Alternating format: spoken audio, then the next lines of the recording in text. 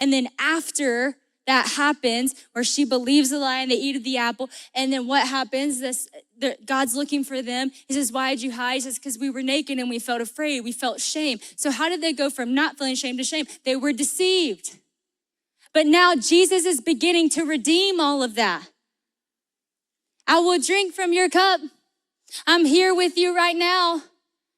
Do you believe that you could actually be fully seen and fully known and fully loved, and you could find freedom in that because Jesus actually is writing the same story in your life that he is for this woman? That's what gets me, y'all. The same characteristics that we see here is what he's doing for us on a daily basis. He's waiting for you to come to that place where you think you need it. He's trying to say, man, this is not going to satisfy you, but I will. I'm not scared of the mess. I'm not running from it. I actually want you to bring all of it to me.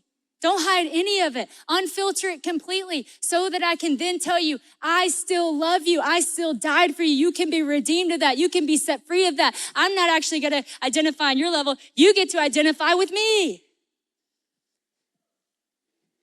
Then this woman, it's so great. She changes the subject because wouldn't we do the same? The woman said to him, sir, I perceive you are a prophet. Our fathers worshiped on this mountain, but you say that in Jerusalem is the place that we ought to worship. And Jesus said to her, woman, believe me, the hour is coming that neither here on this mountain nor in Jerusalem will you worship the Father. You worship what you do not know.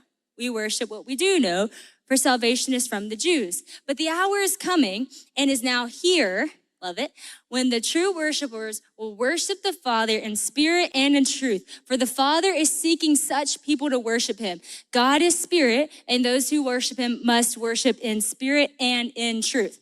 Love this so much that she tried to change the subject to something spiritual. Isn't that so good? He's like, bring your 5 husbands here. She's like, so about worship. She's trying to put the filter back on. I've been thinking about worship. He's like, cool.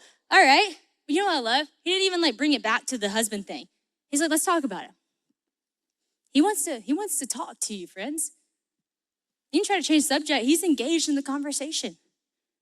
I'll answer that question. And then he kind of points out that you do have bad theology because you are worshiping the wrong things. But hey, there's a time coming where it's neither this or that. It's not a separation of Jews and Samaritans. And the time is actually here now for the true worshipers will worship God in spirit and in truth. It won't be divided by this mountain, that mountain, all these things. And then the woman said to him, I know that Messiah is coming, he who is called Christ. And when he comes, he will tell us all of these things.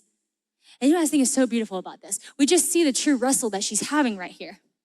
It was kind of like a deep breath, like, oh, I know the Messiah is going to come one day and he's going to figure it out. Because up to this point, she's in a true wrestle. She's like going to the well. She has to get water. Reality is I got to get water. Yes, I'm a Samaritan. Yes, I'm a woman. Can't do anything about it. Yeah, you pointed out I've been married 5 times. Yes, and I'll have it. Yep, you're right. That's true. All right, we had established that. Okay, now I'm trying to figure out what mountain am I even supposed to worship on? Like she's like, yeah, okay, I do want living water.